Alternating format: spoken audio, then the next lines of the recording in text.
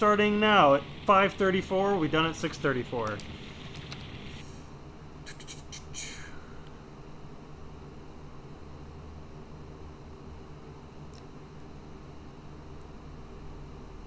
Loading level. Is this papyrus font? No, it's not. Oh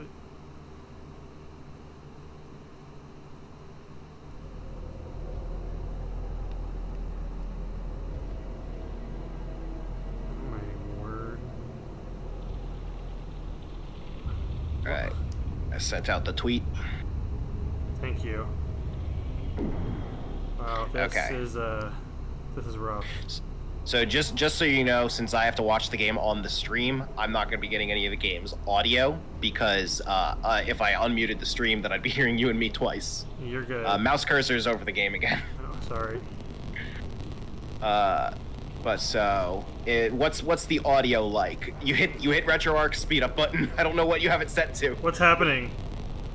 You hit the RetroArch speed up button. This is not part of the game. This is part of the emulator. Oh, I was like, what's happening? Okay. Probably on. Okay. That was weird. Speed run says Fangs. All right. So. Okay. I was like, what did I do? Okay. Oh man.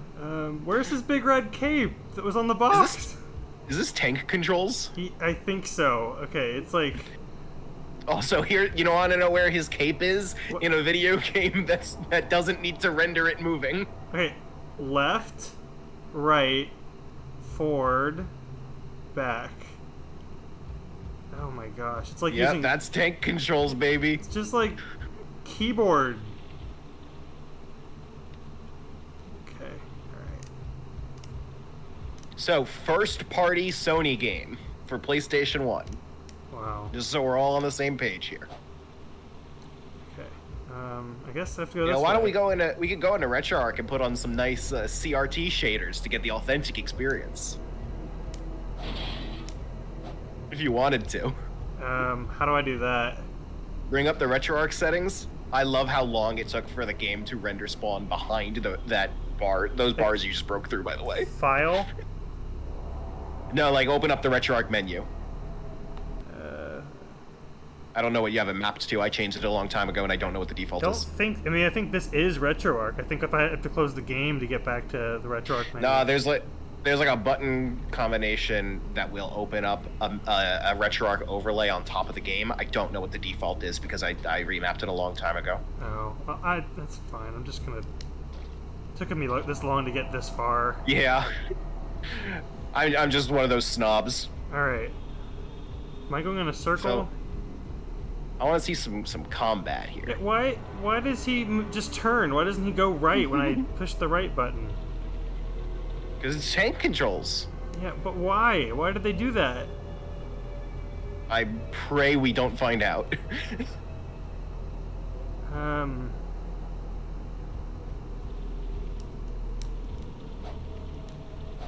Okay. Maybe, I think you are supposed to go through whatever you broke open. Like that vent or something. I'm trying to open one of these doors. Didn't I go through here already? I jumped in through here. Okay. Yeah. Oh my Yeah, I think you Lord. are supposed to go through that. And maybe go right from here. Okay. Wow, this is rough. This is real bad. Subway. How tall It am sure I? is. Hello. There's my cape. Oh god. Oh my gosh. So is this Tekken? I don't know. I'm pressing all the buttons. Yeah, this looks like what if Tekken sucked. Why did my cape disappear?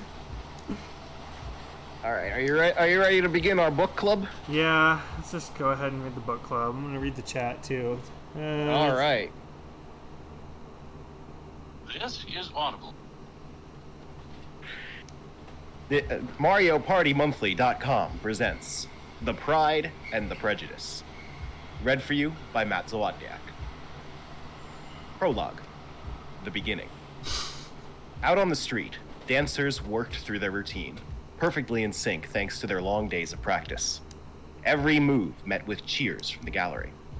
Past this spectacle went a young boy. "Hey, Leo," called one of the performers. "Come dance with us." It wasn't the first time the dancers had tried and failed to get the boy to join. He ignored this invitation as he ignored all the rest, and walked by the dancers without so much as a glance. For a street troupe, the dancers were surprisingly good. But to the boy, they were no better than amateurs. He kept his eyes downcast and walked. Last night, the skies had been filled with shooting stars. Dubbed the Eltrondos, everyone in town had oohed and awed up at the storm of meteors filling the night. That is, except the boy, who walked with his eyes downcast then as he did now. He didn't understand why everyone was making such a fuss over something as mundane as rocks. The boy's gaze shot up to an alley he had passed and ignored hundreds of times. Something about it called to him. He turned down the alley. After a couple of steps, he saw some sort of light up ahead. The boy knew this town like the back of his hand. Last time he checked, there hadn't been anything down this alley except a vacant lot. He kept going. Surprise stopped him in his tracks. The alley led to a strange building he had never seen before. It was a theater, and a huge one too, yet he hadn't heard anything about its construction. Dozens of neon signs flashed on its facade, but he didn't see a single person inside or out. It felt like time itself had stopped. He peered through one of the windows. Unexpectedly, the front doors opened wide, as if in invitation. The boy felt hundreds of eyes on him, watching, waiting. But when he looked around, there was no one there. He hesitated for a moment, then relented to the invisible force coaxing him inside. The doors closed slowly behind him, and the boy vanished from the world. Chapter 1. Unexpected Company. The boy set his music player on the sidewalk and switched it on. An up-tempo song began to play, and his body moved to the rhythm. For a long time, he danced. He wanted to move like no one ever had before, to accomplish acrobatic feats no one else could. Beautiful downtown was his stage. A plethora of stores took up the first floors of the 4-story brick buildings, but there wasn't even so much as a window shopper in sight. There was only the boy, dancing where he had always danced. In this world, in Wonderworld, you could dance and never tire, never get sleepy. The boy had lost track of how many hours, or days, years, he had been dancing. At some point, he noticed a shadow-like creature at his feet staring right at him. Its black body bore some sort of strange patterning. It had legs and feet, though it looked unlike any animal the boy had ever seen. This one beside him was about the size of a large dog, though others loomed much taller than the boy. There were all sorts of these shadow beasts around. Everyone came in a peculiar shape, and they gave him an unsettled feeling, as if he looked at one long enough, but they never seemed to actually do anything. So he never paid them much mind. The boy stopped dancing and stared back at the shadow. Its attention turned to a shimmering drop on the sidewalk. It was a crystal about as big as a rugby ball, but the shadow stretched wide, Sorry, this sentence is weird. But the shadow stretched wide its maw and gulped the drop down in one bite. Drops were always showing up when you least expected them.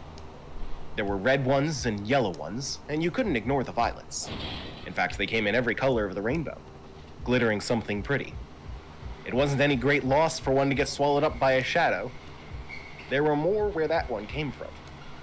Besides, beyond being shiny, the boy did not even know what the drops were, nor did he particularly care. So long as he could keep dancing, he was satisfied.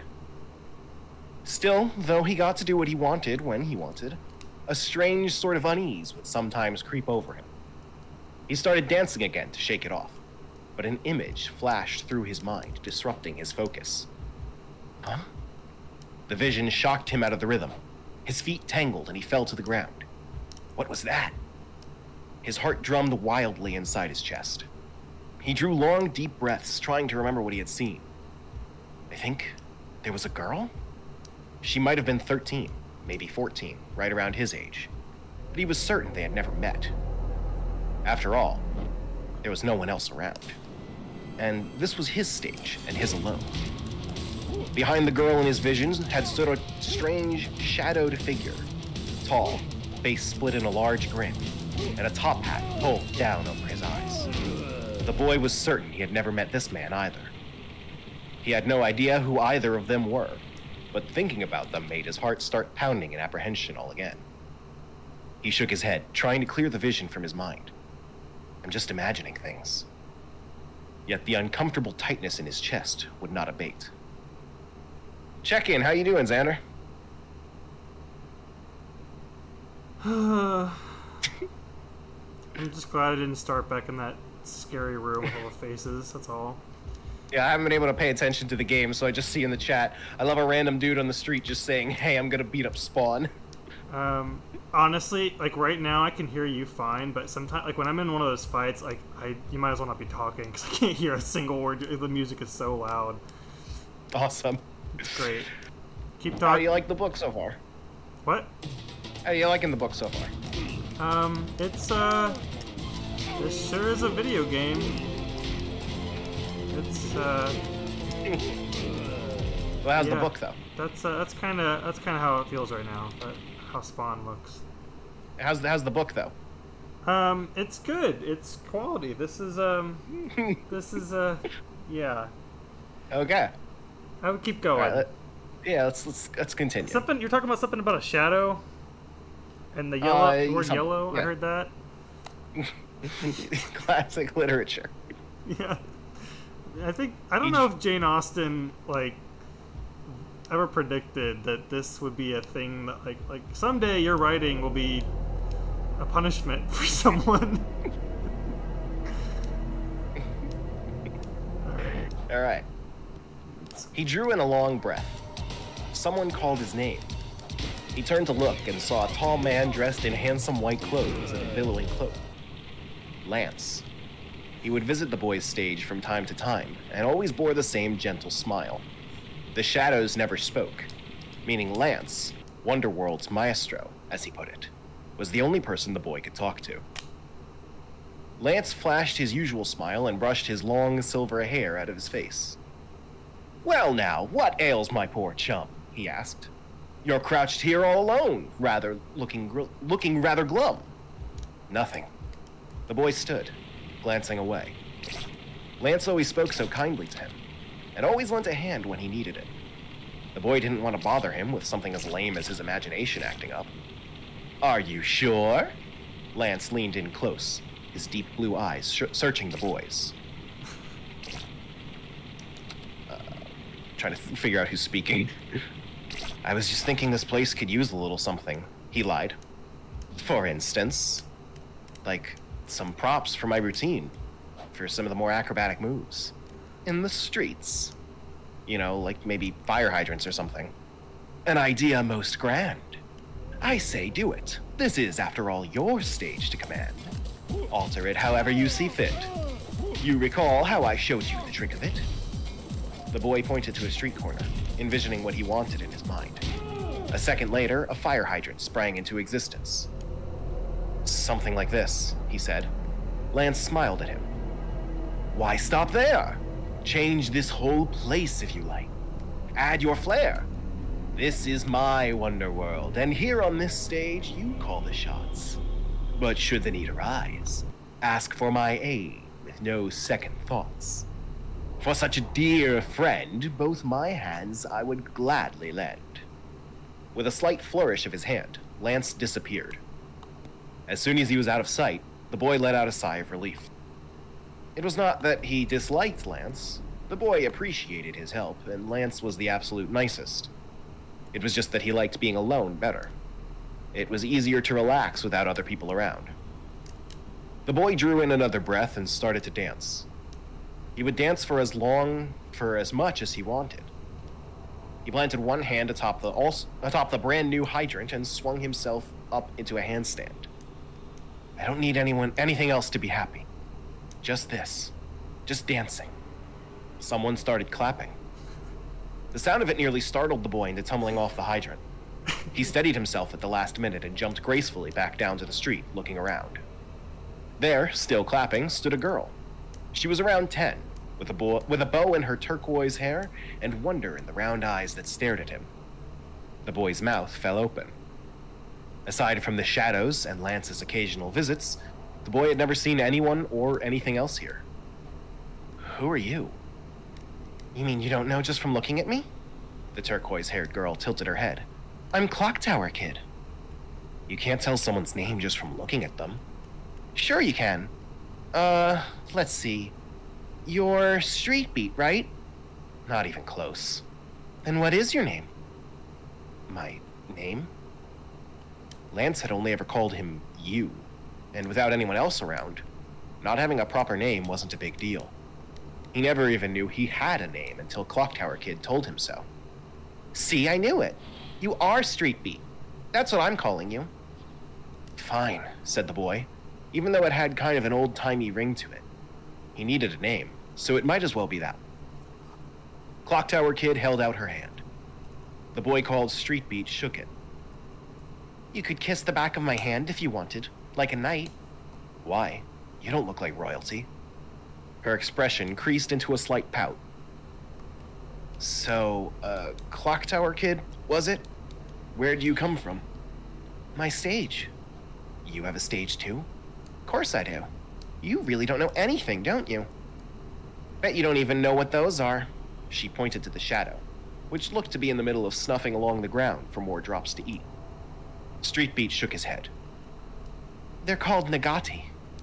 You get them on your stage, then? Yeah, they're all over on everybody's stage. Wait, so there are more people? Why wouldn't there be?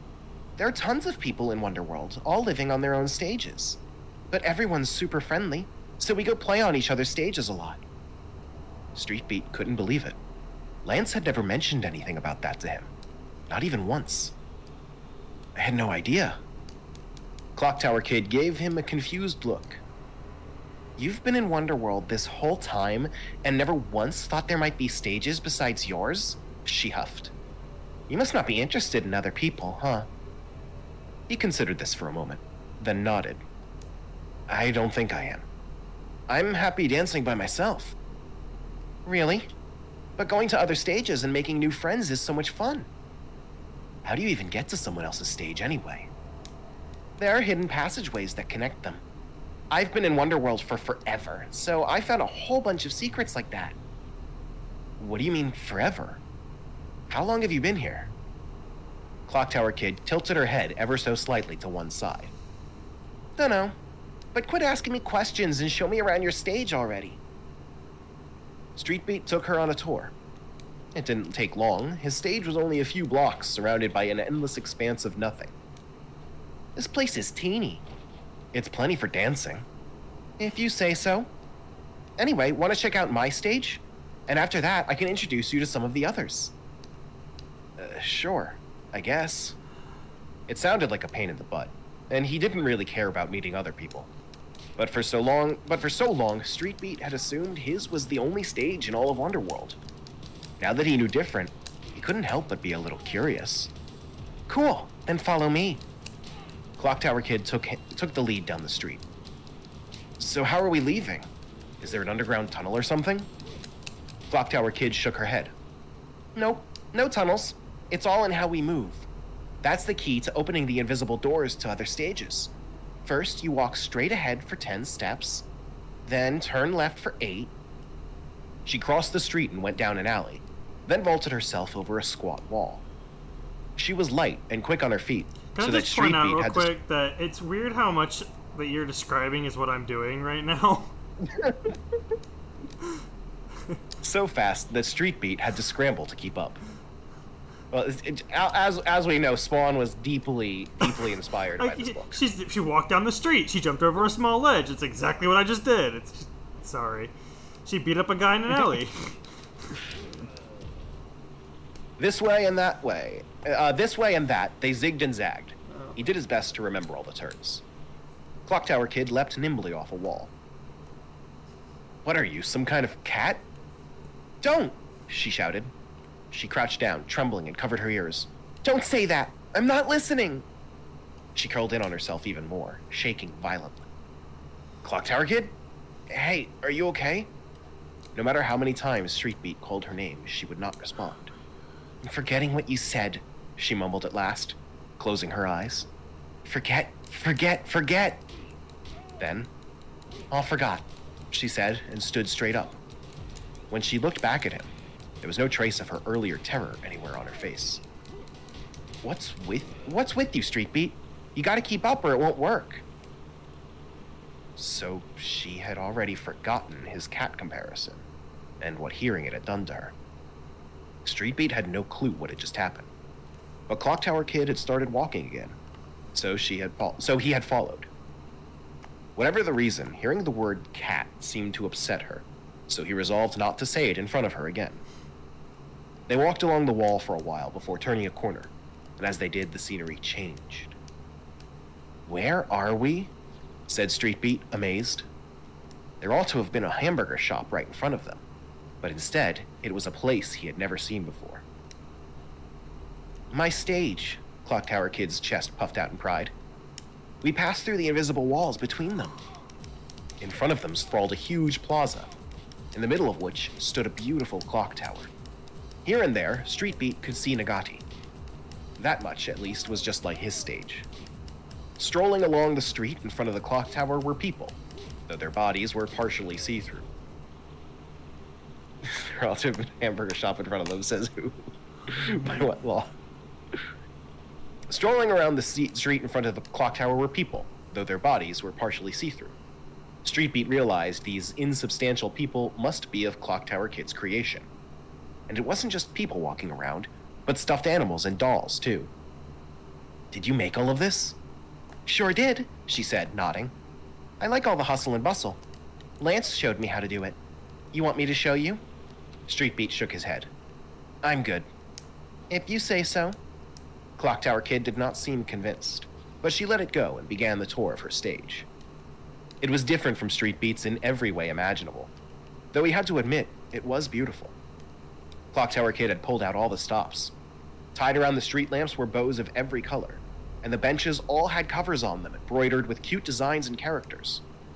Teddy bears and fuzzy mice and all kinds of stuffed animals sat on the benches, chattering away. Street Beat was not surprised to notice there were no stuffed cats in sight. It was nice, but it wasn't the sort of stage he would have designed for himself. He sniffed the sweet-smelling air, feeling a little out of place. What do you think? It's something else, he demurred. If you want to go back to your own stage, then all you have to do is go down the path we used to come here, but backwards. For example, we went 10 forward and 8 right to get here, so to go back, you'd have to go 8 forward and 10 left.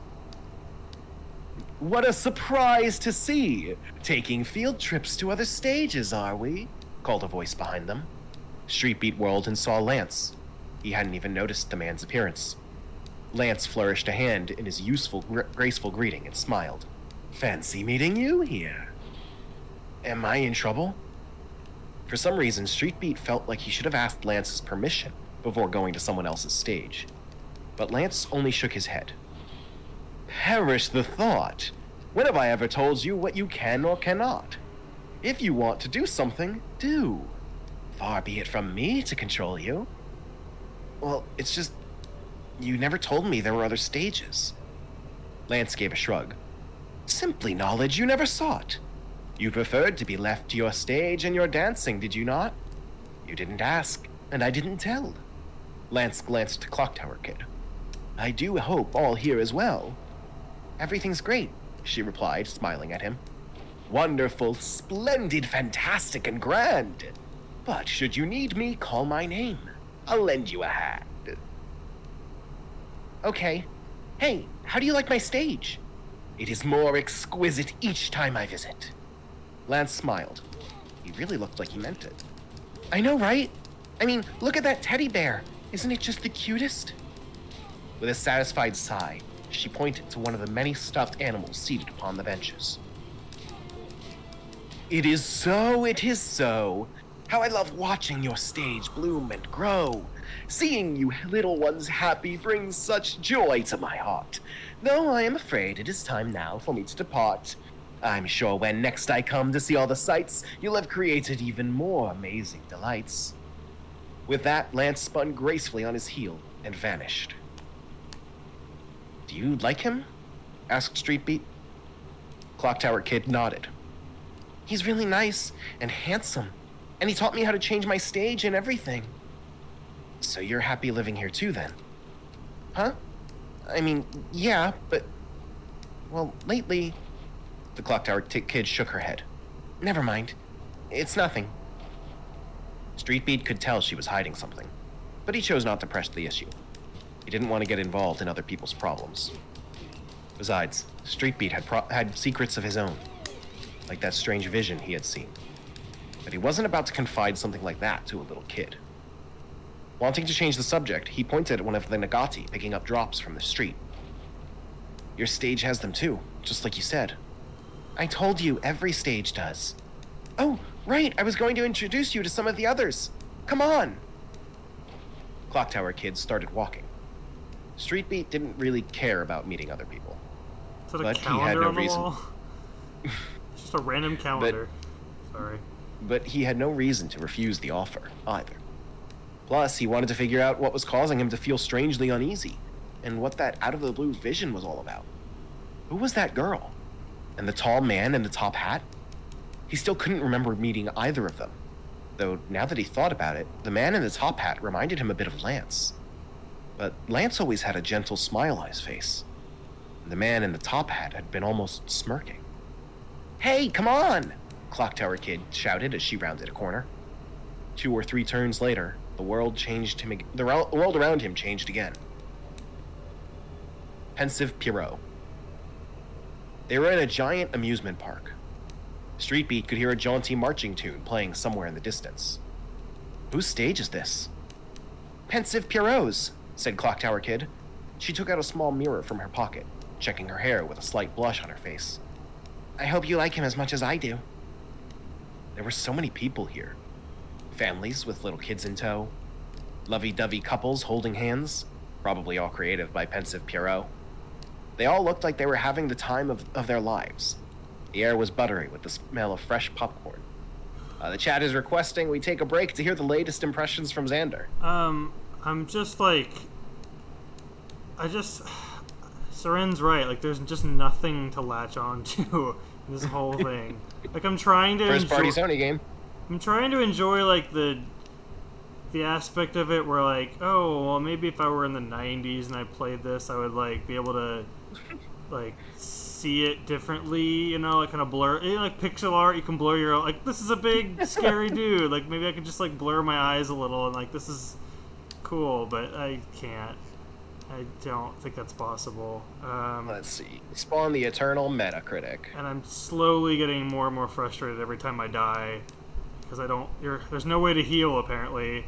And there's this clock on the screen with a dead battery, and I have no idea what it's for. And now I'm here, in this room with a picture of, I think that's porn on the wall, I think. I'm not sure. Next to a calendar. So, yeah. That's where we're at. This game does not have a Metacritic page. I like his mask. There, that's all I have. Seren says that even in the 90s, this game was perceived as dog shit. Certainly feels like it. Like I'm trying to enjoy like the dour you know, like when you go to a gross diner and like there's like a film over everything. That's what this game is. Everything just seems dirty, including the controls, including the sound. I'm not talking about just graphics. I actually think I'm stuck. I don't know where I'm supposed to go.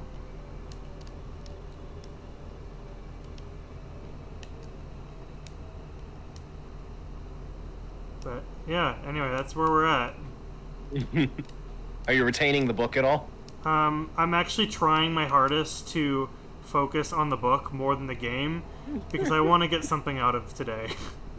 And what do you think of it so far? It's good. It's good. It's just Yeah? laughing at like how much there are parallels to what you're saying as I'm doing things. It's really weird. Is it quite what you expected? No, actually. I don't remember this being the perspective of the...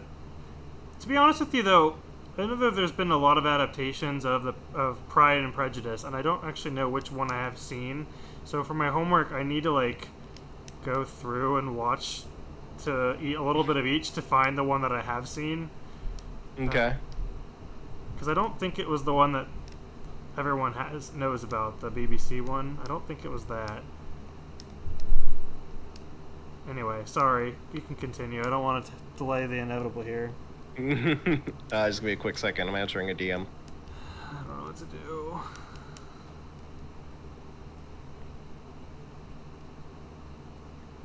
Okay, let's go to Neil's Diner.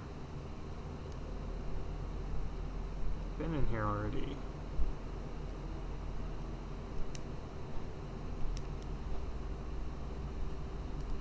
Like, look at this. Like, who made this?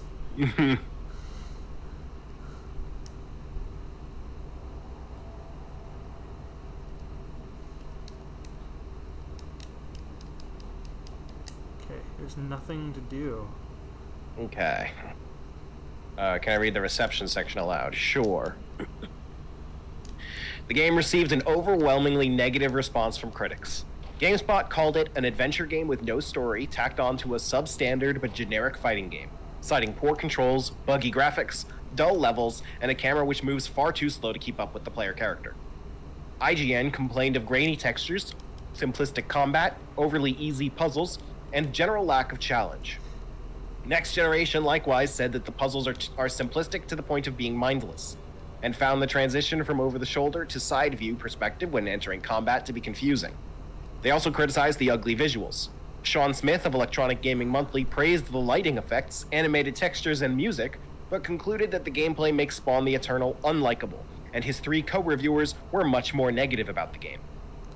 Kelly Rickards raised the muddy graphics, awkward fighting engine, and mindless enemy AI, and Joe Fielder commented, quote, "It fails miserably as both a fighting game and an explorative actioneer, with a weak fighting engine, horrible 3D camera, choppy controls, and bad graphics.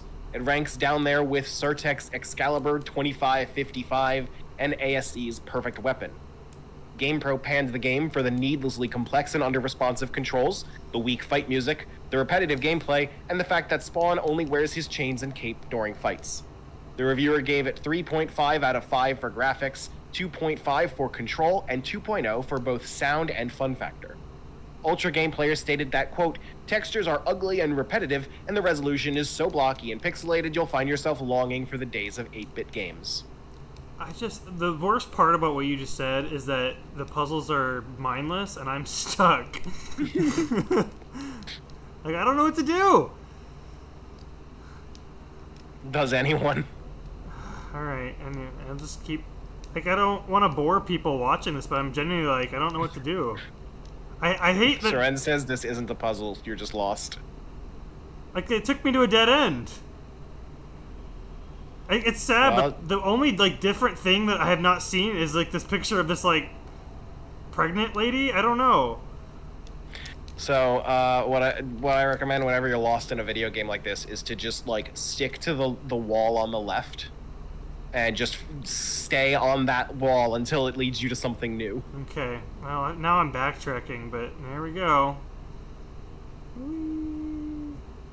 Because, like, eventually, like, either you'll go so far back that you'll know there's no way this is the way I'm supposed to go, or you'll come into, like, a corner where there's one thing that you missed. Yeah, I mean... And it doesn't need to necessarily be the left wall, it could be the right wall, or whatever. It's just, it's like a hallway, and everywhere I've gone, it's like, this is where I've come from. I came down here. Unless they want me to go backwards. Unfortunately, I've never played this game and cannot give any specific advice whatsoever. Well, I wouldn't recommend it. Was that a button? No, that was my... that was like a weird audio sound. No, no, I don't have the sound on. But there looked like there was a gate with a button next to it. The stream is a couple seconds behind, so... This? No. I've tried this. These are all over the place, and they do nothing. Okay. Oh, look, you can clip... What? What? What? I stopped early, like 20 minutes ago, and was like, what is this? Like, it clearly looks like something you can interact with. And I tried and tried, and... Okay, there's another one at the end with the diner. We'll go back there later. Alright. I've been here already! This is the same diner! New punishment game. Next person who receives a punishment game picks up Xander's save file sight unseen. Oh my gosh. This is... To be honest, though, like... I think I like this so far more than other punishment games I've played. Like, I think I'd rather play this than that Nancy Drew game. But I think it's by virtue of it at least having 3D movement. I can at least enjoy Spawn's ability to move around.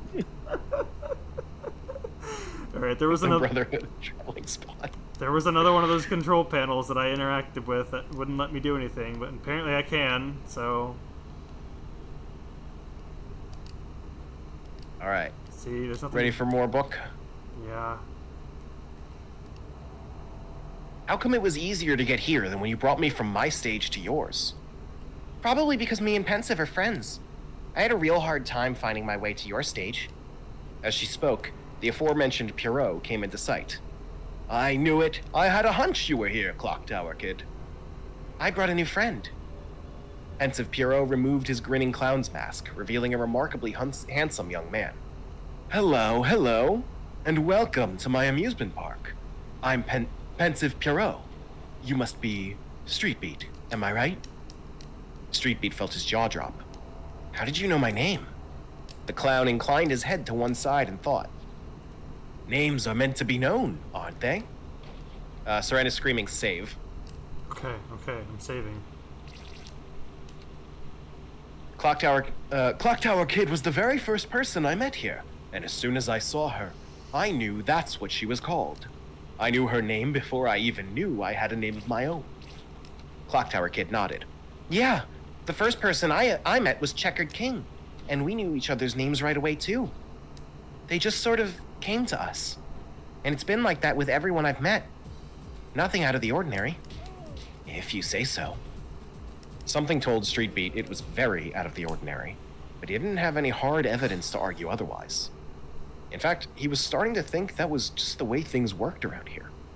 Well, said Pensive Pierrot, sweeping into a clownish bow. It's an absolute pleasure to make your acquaintance, and I do hope you enjoy yourself. You must ride the Ferris wheel first. You can take in the whole park from up there. As he spoke, he ushered them toward the towering structure. With a snap of his fingers, the ride crawled to a stop. The gondola door opened to reveal two small Negati, perched on the bench with confused expressions on their faces.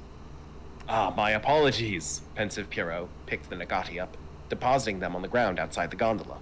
After you. He motioned to the now vacated seat. Clock Tower Kid lifted the hem of her skirt and dipped a quick curtsy before getting in, like a princess boarding a horse-drawn carriage. Street Beat and Pensive Pierrot followed. The clown snapped his fingers again, and the Ferris wheel started moving. True to his word, you really could see the entire park from the top. Roller coasters twisted and looped and spiraled. Families and couples queued for a turn on the merry-go-round. Teacups twirled in a rainbow of ever-changing color. Street Beat had always written off amusement parks as childish and silly, but looking at all this made him want to check out each and every attraction. Even the one with white-clad figures outside, beckoning passers-by into what Street Beat figured was a haunted house. I never get tired of coming here, said Clock Tower Kid, rapture on her face as she gazed at the park below. I'm happy to hear that, Pensive Pierrot replied with a smile. Clock Tower Kid quickly turned her reddening face away. The sidewalks below were crowded with more than just park-goers. There were Negati, too. It seemed like you could change every detail of your stage you wanted, except them. There's so many of them here. Real quick, at any point does the game tell you what the little things you're collecting do, what the clock's for? Like, what is this stuff? I guess it's a Seren question. Soren says that's in the instruction manual, I'm sure. Okay. Alright. Cool. Carry on. There are so many of them here. Here and everywhere else. I never paid them much mind before, but now I can't help but wonder, what's their deal? They don't ever seem to be doing anything but looking for drops. Without warning, Pensive Pierrot started shaking, all the blood draining from his face. Pensive! Clocktower Kid grabbed his sleeve. His eyes squeezed shut, and for a while he just shook and shook. Eventually, he opened his eyes bit by bit, his breath ragged. Who are they? He mumbled. Flashes of his own vision flitted through Streetbeat's head. Pensive, you saw something. Someone just now, didn't you? So, you've seen them too. Streetbeat nodded. Yeah. Not long ago, I got this vision of a grinning man in a top hat and a girl. That's them. Was it your first vision? Streetbeat nodded again. This was my second. But it wasn't just the man in the top hat and the girl. There was a woman with long silver hair, too. I didn't get a good look at them, though. Everything was all fuzzy. Huh. I never saw a silver-haired woman. You didn't? Pensive Pierrot looked surprised to hear that. Ever since my first vision of her, I've had this sort of yearning. Like I want to be near her, but I can't close the distance between us. It makes me feel so very lonely. His eyes were fixed on something very far away. Clocktower Kid tugged on his sleeve. You're not alone. You've got me. Seeming flustered, the clown gave a quick nod. I know. I don't feel so lonely when you're around. But I've always wondered why everyone calls me Pensive Pierrot. And now I think it's because I'm always thinking about her. He let out a small sigh, even though I've never met her. A sorrowful look crossed Clocktower Kid's face. Then you should just forget about her. The clown let the comment go without response. But what about you? He said to the girl. Have you seen anything? For a few moments, she did not answer. I've seen them, she said at last. That creepy, grinning man in the top hat and the girl. She looks like she's the same age as you, Streetbeat. Her name is Fighter. I never said anything because I didn't want you to think I was weird, Pensive. But there was a really scary creature, too. It was mostly in shadow, so I couldn't really tell what it was. Except that it had pointy ears. Streetbeat wondered if it had been a cat she'd seen, but he kept the thought to himself. He didn't want to send her into another panic like before. So, it's not just me then. All three of us have had visions of the same grinning man and girl. It has to mean something. But what? And why are we each seeing something slightly different?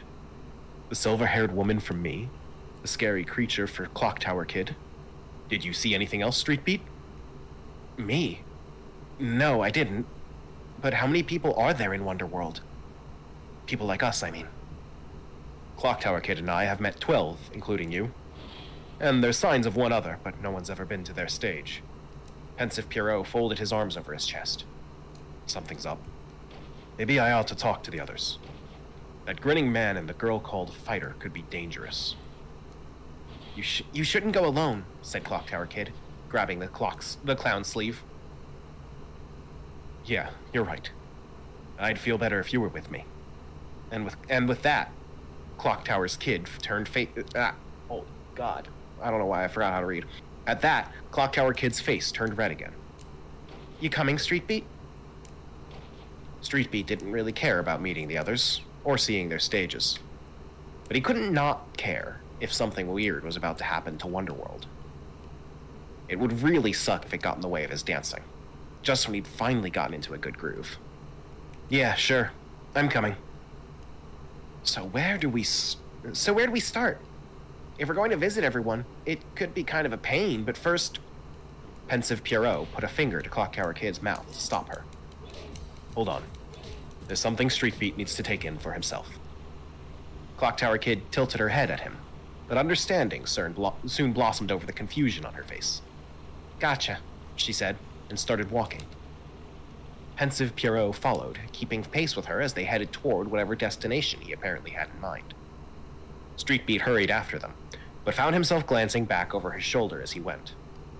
He couldn't put his finger on it, but he had the oddest feeling that something was missing from Pensive's amusement park. It was quiet. That jaunty marching tune from earlier had stopped. Scarecrow. The stage changed. Wait, the scent are of you soil. at a chapter break? It's not a chapter break, but it's like a... Perspective change? Okay. Not a perspective change, really, but it's like a little section of a chapter. Gotcha. I looked up the instruction manual for this game, and I wanted to detour into... I wanted to read something. I wanted to read something. Okay. What did you find? A fury too hot for hell. You were AJ... I just wanted to point out, this is a scan, so it's very hard to read. You were AJ Simmons, the hottest professional assassin alive, but you were a killer with a fatal flaw. A sense of right and wrong. You started asking questions and nosing around, so a spiteful associate decided to spare you the pangs of conscience by torching you to death. Is this the plot to the character? Because I've never read Spawn.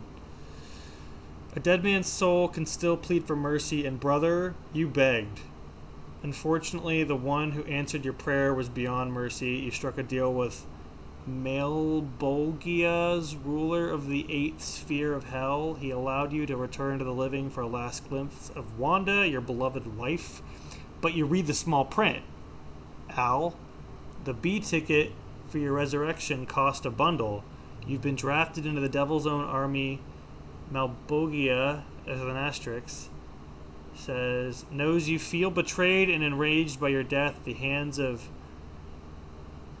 I don't know what that word is. Airsats? Airsats allies? He needs your fury and... Airsats is a word that means, like, fake. Oh, okay. I've never heard of that word. It's like an imposter. Cool. He needs your... I've just got something out of this stream. How embarrassing. He needs your fury and barbaric skills to lead Hell's army into the final battle of Armageddon. You're the Devil's Own trainee, Al, the ultimate hope for all that is evil. Your schooling begins. Travel through 3 realms at different points in time. Rip into every beast that Malbolgia hurls your way. Discover the secrets that will lead you back to Hell. Maybe there's a way out. Attack Malbolgia himself, and you might be free. Are you Al Simmons now? No, you are one of the Hell Spawn, asterisk. You're Spawn. Can you resist the commands from the powers of Hell? Maybe. And then Fangs looked up from Merriam-Webster. Ersatz is borrowed from German, where it is a noun meaning substitute. Okay. Oh, here we go. Magic Sphere power-ups. Here we go. Discover magic spheres anywhere in the realms. They may be hidden in crates or floating in plain sight. Defeat enemies will sometimes give up magic, as not one person has done that. Some magic may take effect immediately. Others, such as the Hell Gauntlet and Ice Blast, are activated with button presses. Okay. Alright, never mind. This is a waste of my time. This is just... keep going. Sorry. Alright. Scarecrow. The stage changed. The scent of soil permeated the air. In front of them stood a wooden arch, beyond which stretched nothing but corn and more corn. The verdant stalks looked still too early to harvest. James has come to listen to Pride and Prejudice. The verdant stalks looked still too early to harvest. Nagati wove through the fields, picking up the drops scattered here and there on the ground, just like in Street Beat's stage. An old-fashioned farmhouse squatted in the middle of the fields. A middle-aged man in overalls and a straw hat sat in a rocking chair on the front porch. He must have noticed Street Beat and the others because he was waving. They waded through the sea of corn towards the farmhouse. Howdy, Clock Tower Kid, Pensive Pierrot, and the man paused his rocking, squinting at the boy. Street Beat, I reckon? Is there anyone who doesn't know my name? Why don't you try guessing his? Said Pensive Pierrot, almost teasingly. Seriously?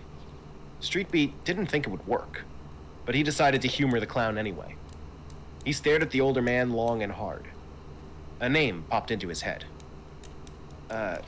Scarecrow? You betcha! The man clapped a hand to Street Beat's shoulder. Hi, Scarecrow. How've you been? Said Clock Tower Kid. A broad grin lit Scarecrow's face. Oh, just fine. Just fine. Thanks for asking. Whiling away the hours, just staring at the fields. Oh my God. He motioned for them to have a seat in the other chairs on the porch, then got up and opened the front door. Coffee good with you, Pensive? And I got plenty of milk for Clock Tower Kid. So what Scratch do I that. do? What do I do now? It's like, I don't know if I can beat this guy with my health being this low. I guess it's a fool's errand to even ask that. Sorry. I think what you do is you sit back and understand that the $60 that you spent on this game at EB Games Yeah, in the year 1997. this game gave someone depression back in the 90s. Coffee good with you, Pensive? And I got plenty of milk for Clock Tower Kid. Scratch that. You always go for tea when you two visit together, ain't that right? I always have tea, corrected Clock Tower Kid, faintly glaring at the farmer as if he let slip something he shouldn't have. Shucks, I plumb forgot, he said, scratching the back of his head. Pensive Pierrot chuckled. What'll it be for you, Street Beat? I'm good with whatever. Don't be shy now. I gotta make a good first impression. In that case, I'll have a ginger ale. Back in 2 shakes, said Scarecrow, and disappeared inside. The 3 of them reclined on the porch. I like this stage. Oh, sorry, wrong character. I like this stage. It's quiet. A clown can relax here. Yeah, it's nice, Street Beat nodded. His gaze wandered over the sheds, the various farming equipment left out here and there, and a windmill for pumping water, unmoving while someone tinkered away at it. Everything left him feeling oddly wistful. Hope you're thirsty. Scarecrow reappeared with a tray bearing coffee, tea, and a glass of ginger ale. Make yourselves at home. The farmer eased himself back onto his rocking chair. So, he said to Street Beat, tell me about your stage. What do you get up to over there? It's just a normal city street full of shops and stuff. But I don't go shopping. I just dance. All the time?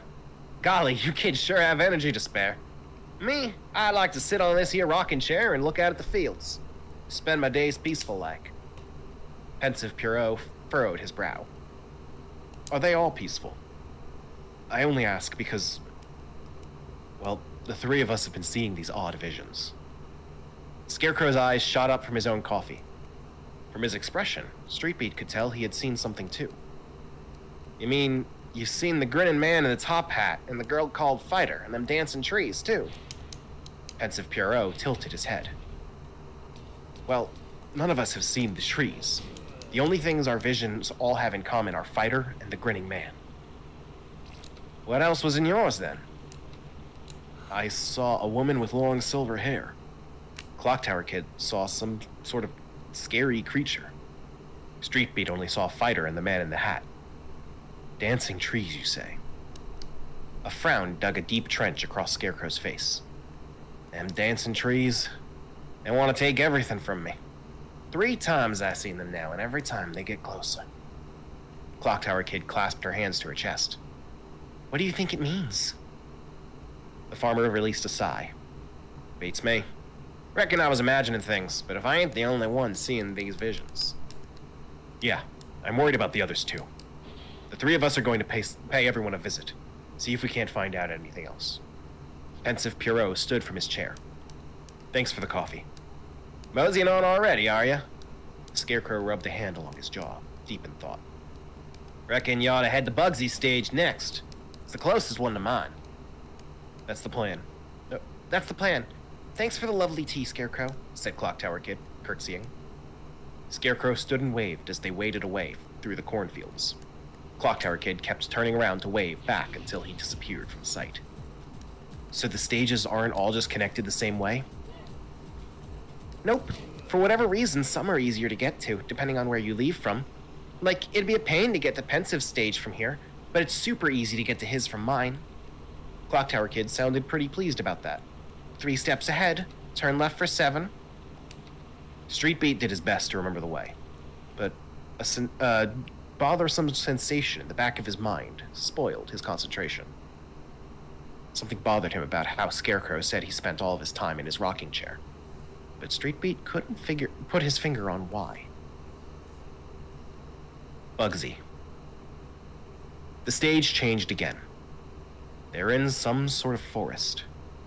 The air didn't smell like farm soil anymore, but like leaves and tree bark.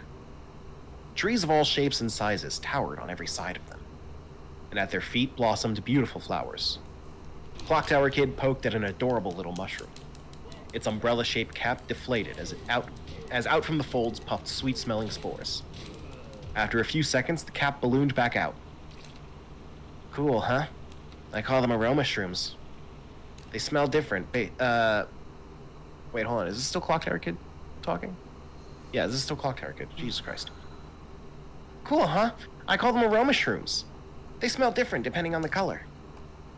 She poked and prodded, mushroom after mushroom. Curious, Streetbeat decided to try poking one for himself. But before he could, a voice called out from behind them. He spun around and saw a girl of about his age with a shy smile on his face. Hi, Clock Tower Kid.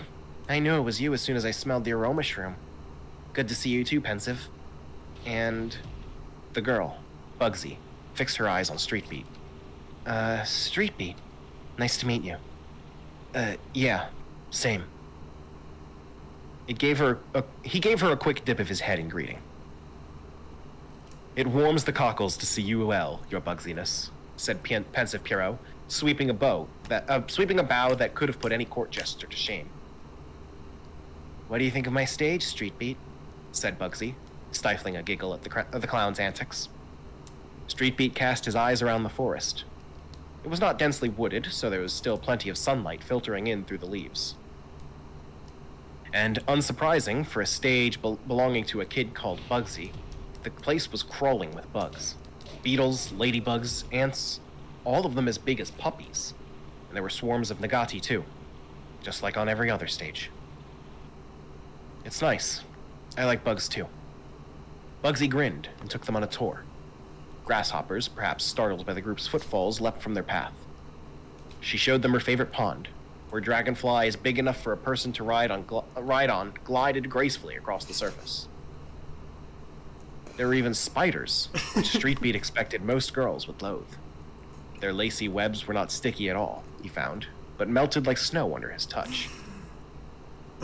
Soren says, Xander, what's up? I don't know what happened, but you went from like 0 to 100 in my ears. Scared the crap out of me. You got some good audio going on here. Oh man! You want to talk about the book at all? You just jump scare. Yeah, go for it. Is Clockwork Kid still talking? No, this is Bugsy right now, and Streetbeat's meeting Bugsy. Okay, keep going. We're almost there. Well, like, what are your thoughts on the book? It's been a bit since we last checked in. I mean, I'm waiting for the conflict. You know, I'm waiting for like they just. We got the conflict. They're all having the same visions, and they need to figure out, what they mean. Yeah, I want to know what that is. I want to find out. Okay. Keep going. Okay. The webs aren't for catching anything, explained Bugsy eagerly. Here on my stage, I wanted all the bugs to live together in harmony. That means no one is anyone else's snack. Streetbeat thought that was sweet, but something else was weighing on his mind. He expected no less for a girl called Bugsy to populate her stage with a bunch of, bugs. But there was one species missing. He had not seen a single butterfly since arriving. His curiosity had ballooned since that realization, but something told him he shouldn't bring it up. I mean, what if Bugsy reacts to the word butterfly the same way Clock Tower Kid reacted to cat? Pensive Pierrot and Clock Tower Kid had known her longer, so they probably knew the deal with Bugsy and butterflies. That would explain why they also refrained from commenting on it. I wonder if they think there's a word they shouldn't say around me, too. But what would that word be? He wanted to ask about it, but something told him he shouldn't bring that up either. Instead, he asked if Bugsy had any visions featuring the grinning man and the girl called Fighter. The smile took flight from Bugsy's face. Seren, I clicked on the prideandtheprejudice.com and it's giving me a connection timed out error.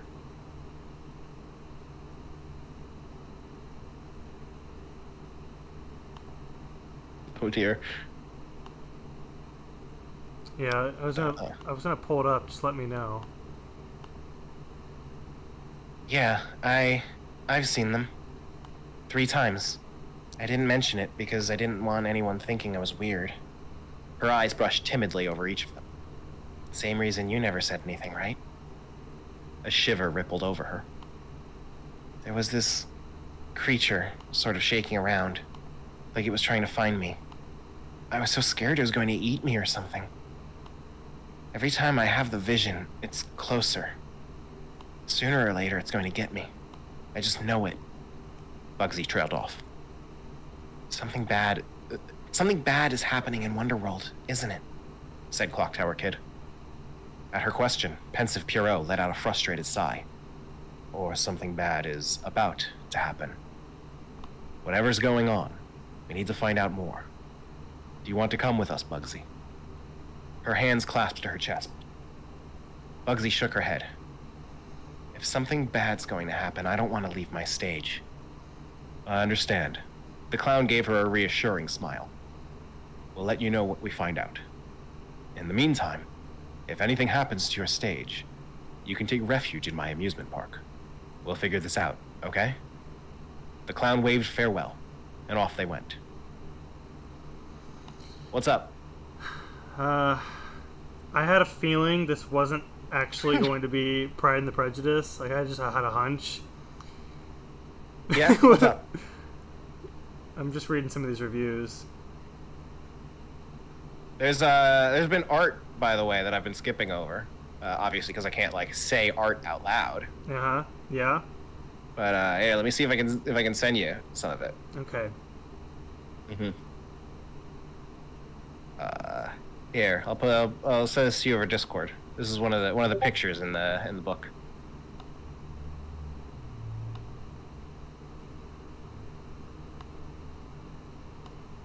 And here's Clock Tower Kid and Lance.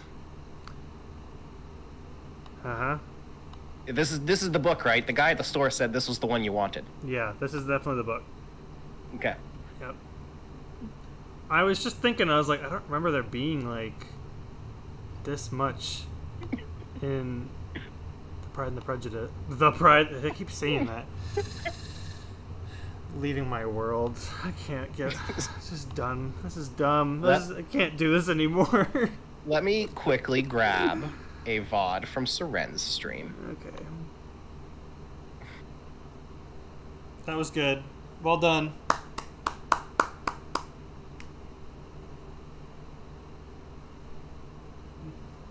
Well done.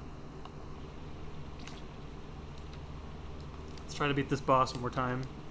For kicks. Hold on. I was just thinking, like, I don't remember Scarecrow or Clown. Like, that doesn't sound... And then I thought, well, maybe this is, like, something tied to Kingdom Hearts. And I was like, no, there's nothing in Kingdom Hearts like that. I was, like, trying to pin it on something, but I haven't played Balan Wonderworld.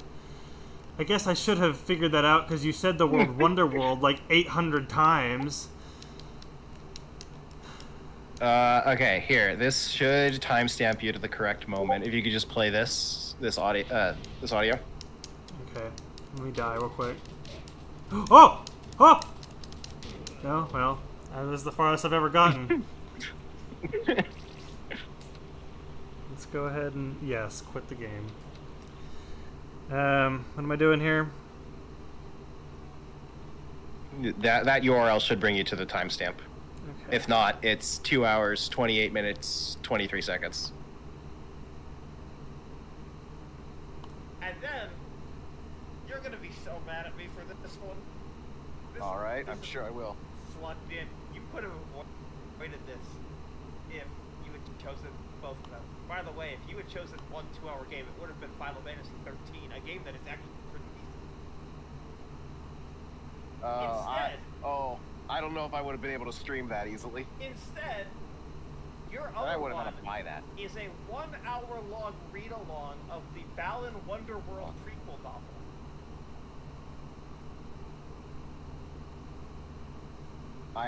This is not the first time, but I've skimmed through that.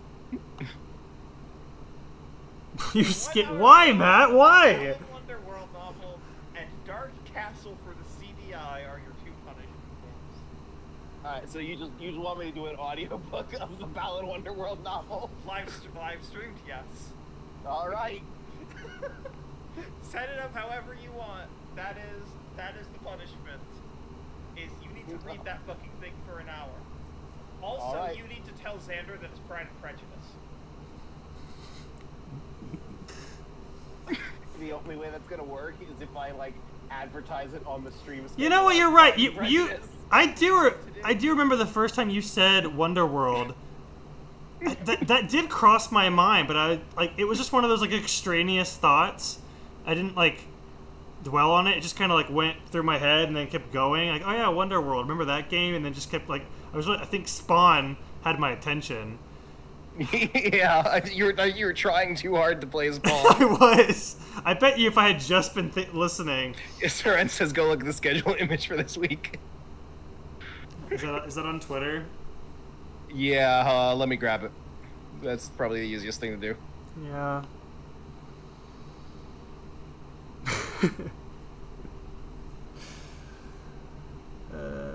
Good job, Saren. That was funny. Oh my gosh. Wow. Wow. It was right there and I didn't even know it. Yeah. Also, Balan doesn't show up for like 30 more pages. Yeah, I think that would have given it away had you said the name. Oh man. Wow. Okay, so I honestly, it's been kind of a weird day. I've 100%ed Pikmin 4, and now I think recency bias has like left me, and I'm like, I enjoyed the game. I loved it. It's been my favorite game I've played in a while, but like the disappointment part of it is like really sinking in, and so I was in the nighttime missions are bad. A lot of the game is bad, but the I'll get crucified for this, but I don't like the dog. But anyway, so that was. I kind of like him. I think this is a whole discussion, but my disappointment was like kind of ruining my mood today, and I thought, well, at least I'll have the Spawn stream to like counteract that. And boy, oh boy, did it make me realize, like, yeah, no, Pikmin 4 is great. Like that's fine. It's all right. What am I talking about? Now all you got to do is play Fortnite. Yeah, I know. I do need to play Fortnite. Yeah. Yeah, well, first off, he doesn't have a nose, which really bothers me. I don't know why, but Nintendo designs cute dogs without noses or without like body parts, like Polterpup. Yeah, so Poochie don't have ears. It's like the dogs don't really do anything for me. I don't care for Ochi as a character at all, but I like what his gameplay is. Like when you get into like the really hard Dandori challenges, and you need to know how to optimize using Ochi. That's the stuff that I like. But Ochi as a character, I don't give a shit. Yeah, same. Well, so this is like part of the thing though. I like the idea of Ochi. I love like. Because I really miss the multitasking that Pikmin 3... I think Pikmin 3 is better at Dandori than Pikmin 4 is. For just having the 3 captains letting you switch between and like doing the whole go here thing. Like you can do that with Ochi, but I like that you can at least do that with him. But I feel like the game makes Dandori like so trivial. Like you go to any cave and they like automatically will tell you here's the Pikmin that you need. Ochi, yeah, like, so Ochi like makes the challenges trivial. Like they get easier and easier the more you level him up, and it's like I would rather just like play the challenge, you know.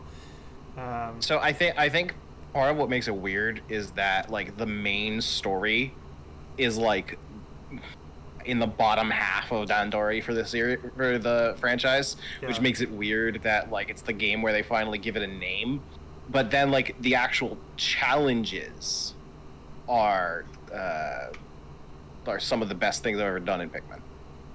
Yeah, they are, but again, I think Ochi ruins them because they're not. I want to play those challenges with like a vanilla Ochi. I want like here's the Ochi that you are given to play those challenges. Like, they're considerably easier. And I platinumed a few of them on my first try, but like they were when you don't get a chance to retry them until you go back to the camp, and I wasn't interested in doing that right away. So like once I like had beaten the game, I go back to play those challenges again, and by that point I've leveled up OG, and it's like this is just like mindless work now. So I think I prefer Pikmin 3's mission mode, which is a bummer because like I really was looking forward to that. And I don't mean for this to become a Pikmin 4 discussion. I will happily talk about it for another hour, but this is the Spawn / Battle in Wonderworld audiobook stream. Seren, congratulations. You played me. You win. This is great. Oh man. Wow. I wonder, did Alex and Joe know about this? Yes. Okay. Cool. They knew the whole time. But they really? Yeah. The chat knew. You all knew? But I feel sheepish. I like that there's a grave on the screen. Well, I imagine also anyone in the chat that didn't know could go, this sounds weird. And they go Google Pride and the Prejudice PDF.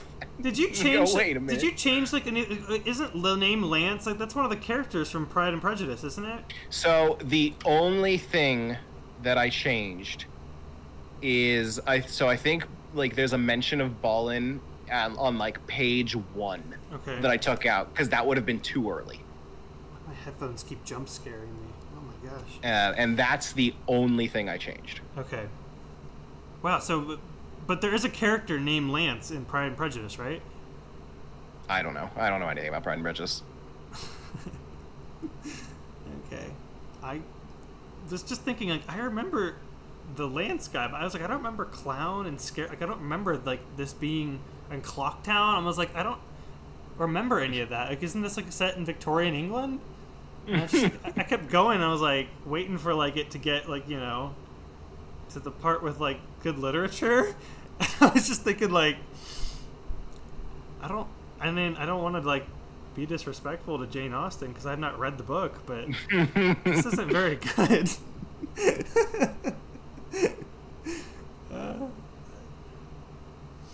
Turns out there was a reason why. There isn't. Yeah. So all that said, yo, this book's fucking weird. Yeah. Like Ballin is a villain. It seems. I don't know what the. Like I've played enough of this game to go. Hey, what the fuck is going on here? Pride and Prejudice characters. Who am I thinking of? Fang says, admittedly, Street Beat does feel like a name you might see like the name you might see on a wayward Victorian orphan. Yeah, there really isn't. There's Lucas, but it's. All right. Well. So here are some pictures in color that I'm going to send you. So this is Street Beat. Okay. And we got Fighter. There's Lance and the grinning man in the top hat. Gosh, these look like the Puyo Puyo Tetris people. We got Clock Tower Kid. No, don't save. I just want to open it. Pensive Puro. Okay. Scarecrow. Yeah, I was like, wait, like when do we get to the Bennett family? Like, aren't they the story? Oh my gosh, I forgot about this. I played the demo to this game. Like, when did it come out? 2018. And I remember the farmer being like depressed or creepy. There was something weird with that farmer.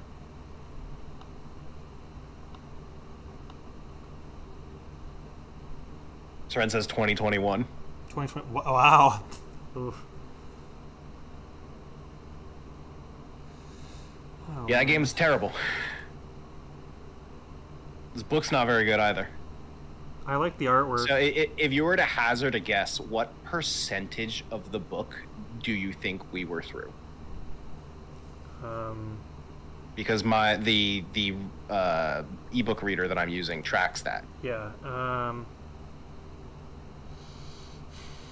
Well, from what I remember, that game has different like worlds, which you talked about, and so I would imagine like different chapters or like different vignettes.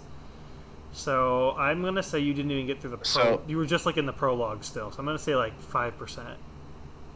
So I'll give you a hint. I'm pretty sure you meet every single one of the characters from Ball and Wonderworld in the first chapter of this book. Really? Yeah. Oh gosh. Okay, so it's a lot higher then. How about 45%? We were 20%. 20%. Man, if only we played Spawn for 5 more hours, we could have really gotten into Jane Austen's finest work. I skipped this passage at the beginning because this would have given it away immediately, which was too quickly. The Ballin Theater appears out of nowhere. Yeah. Everyone visits this strange playhouse once or twice over the course of their life, and everyone meets Ballin, the mysterious maestro with a smile like a shared secret. Even you, though you wouldn't remember. No one does. That irks me that I didn't like just say it, because like I did think of Ballin Wonderworld when you said, was it Wonderland or Wonderworld? Wonderworld. Wonderworld. Yeah, I think because you don't hear that word Wonderworld, you hear Wonderland more often because of Alice in Wonderland. I remember thinking like, oh yeah, I remember that game, and then like I said, it just went right through my brain, and then I went back to getting pummeled by this boss. Ballin'. Wow.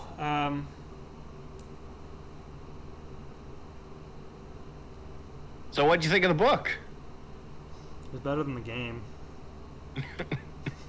And that works on multiple levels. Little bit. Yeah. What did you think of the book?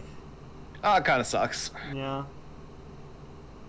I didn't get to see much of the game because I was focused on the book, obviously, so I'm going to have to rewatch the VOD later. I'm going to be honest, Matt. You can probably watch 5 minutes of that VOD, and it's just, that's the game on repeat. I probably died to that boss like 30 times. Like, I don't so like, I pulled up the instruction manual, and it's got like all these button combos, and granted, I'm not good at fighting games, so I've never really been able to do this kind of stuff, but like, I'm trying to do the move to use the fireball, and it does not work. I can try it right now. It pulls up. Where's the game? Okay, you can go to...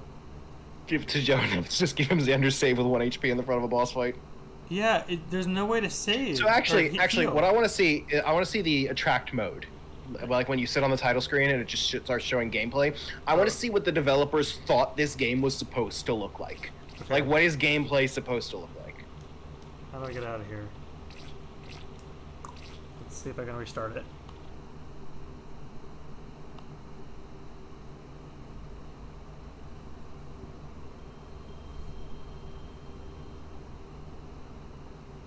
You nailed it, Sony.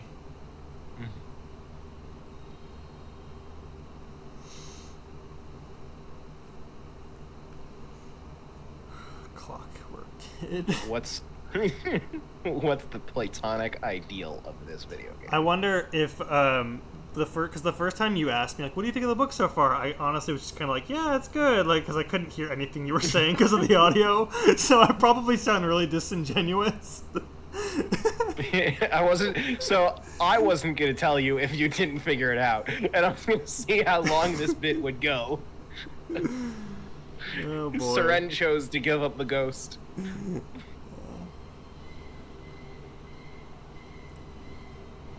Spawn is a comic book, right?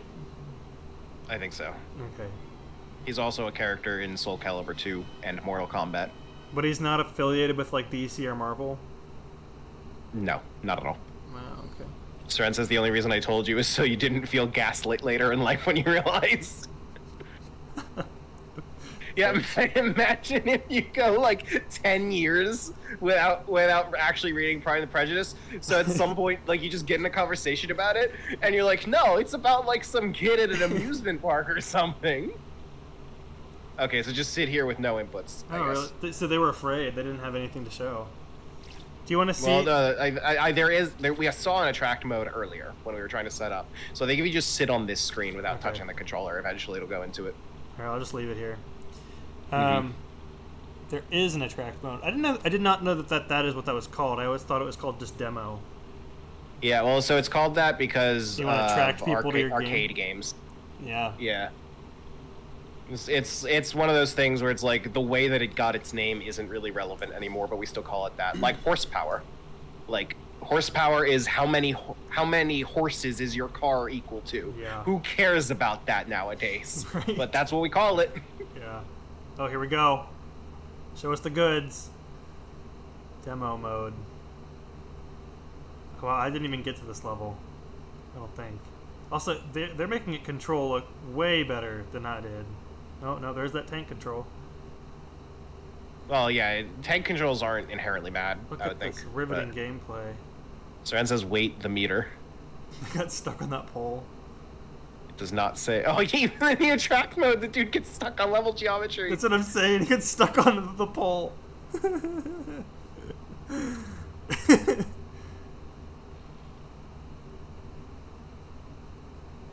Oh man, you can tell that they rehearsed this.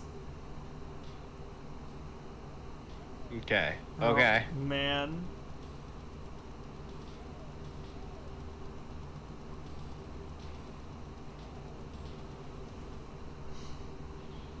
Ugh. Okay. Even in the attract mode, this doesn't look very good. Well, Brandon and Tim, God bless you. All these poor people. What a video game. Alright, we're not watching the credits. I don't need to see the people that inflicted this upon me. I'm going to show you real quick, Matt, the gameplay that you missed. Just real quick. Okay. That, You gonna willingly play it again? I would rather play this again than Nancy Drew. If I just had more HP, I think I'd actually keep going. Whoa, you would rather play this than Nancy Drew? Yeah. I like this more. Okay, so like, I don't know what that blinking thing is. I don't know what the 9s are. For whatever reason, you can collect these like fireball things, and I don't know what they do. The instruction manual says you can throw them while you're fighting, but like the button combination to do it does not work. Oh my gosh. Okay, we're going here. So real quick, I went onto the Moby Games page for this game to check the credits to see like what video game has the most people in common on the credits. Yeah. And so number one at a group of 27 people is Steel Rain. But then just a little bit down the list with 21 people in common is EverQuest. Really? So 21 people who worked on this video game would go on to work on EverQuest 2 years later. Wow. Look at this guy's boobs.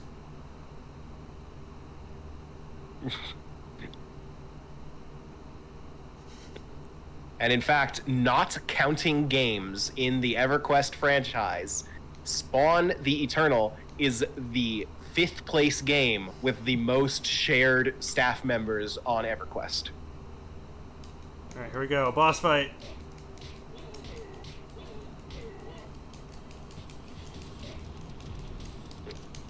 I hope you beat him this time.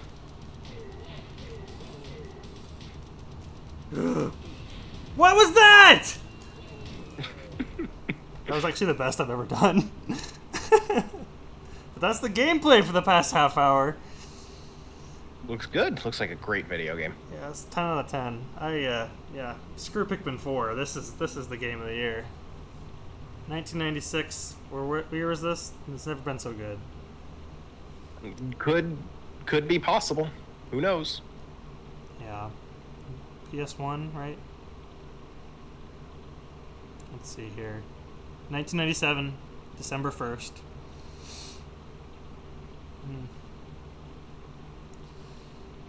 All right. Well, thanks everyone for I don't know, watching. You have faced the prejudice against your pride. I don't know if I should be thanking people. I more should just be questioning the more be questioning people's sanity. The game came out after Final Fantasy VII and Symphony of the Night.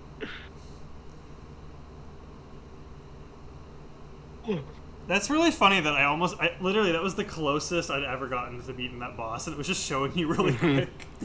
So, and so this was your first ever PlayStation 1 game. Congratulations. Thanks.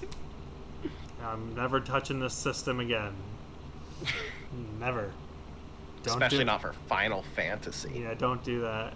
Let's, actually, I played Final Fantasy VII on Switch, so does that count? Yeah, I count that. I've played Pac-Man World 1 and I've played Final Fantasy VII, but this is the first. No, I'm not even. I guess I'm playing with a PS4 controller, so I'm still not even playing it.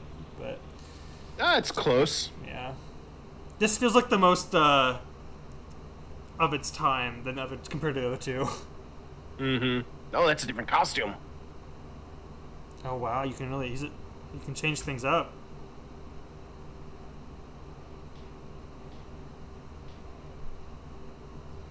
James says, make Xander play Mortal Kombat Mythology Sub-Zero, the other best game on PSX of '97.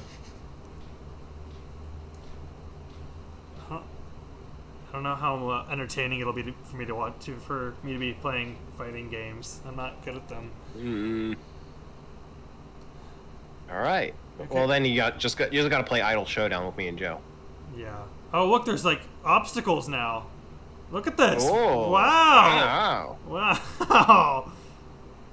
Oh my gosh. Okay, you sound like you're acting impressed, but if you had gotten to this stage, you would have been furious to see these. Yeah, probably. I probably would have.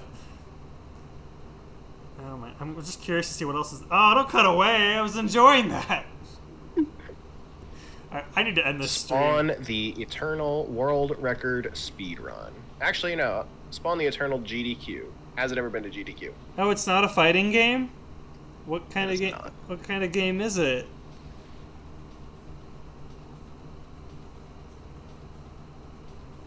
Can you believe Spawn the Eternal has never been at GDQ? I don't You think, could be the one to change that. Well, I don't think that they have enough time at GDQ for people to play this game. Because like, have you seen how slow it takes to turn? Wait, does no one speedrun this game? Spawn. It's a punishment game? Eternal. Oh man, a bad game. Okay. Good responses. There are no speedruns on speedrun.com.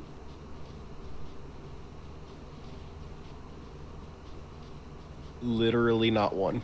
Do you think I'm the first person to play this game in 5 years? Oh, well, let's look at like the Twitch all-time clips for it. Like, does this game This have game a has following? 77 followers on Twitch. Really? So we are, oh my god, Maximilian Dude streamed this game at one point. Oh, really? Yep.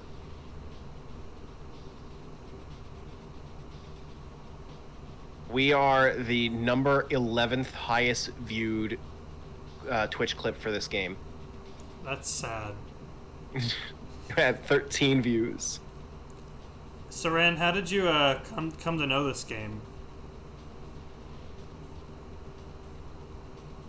Thanks to our... Imagine being a kid and growing up and seeing your name in this game. The guy at the store said it was the one you wanted. Dedication to the memory of our friend Daniel James Hawkins. Oh, rest in peace. I'm sorry that they dedicated this game to you.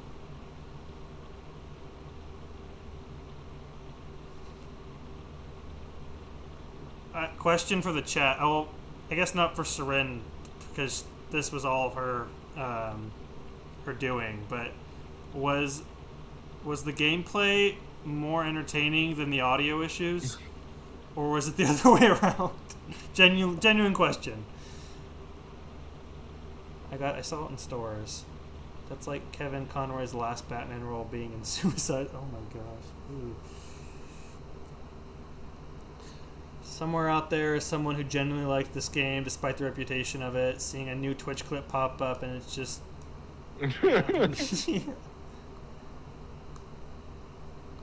You did fine, Xander. Do not fear. Thanks, Fangs. I appreciate the validation. It's nice to know that. Oh, look, another costume. Is he wearing clothes? I don't know about this one, Chief. Wait, is that... Oh, no. Oh, no. Oh, no. All right. Well... Good, everyone. I think that's a good spot to end the stream on. Have a good night, everyone. Bye, everyone. Thanks for...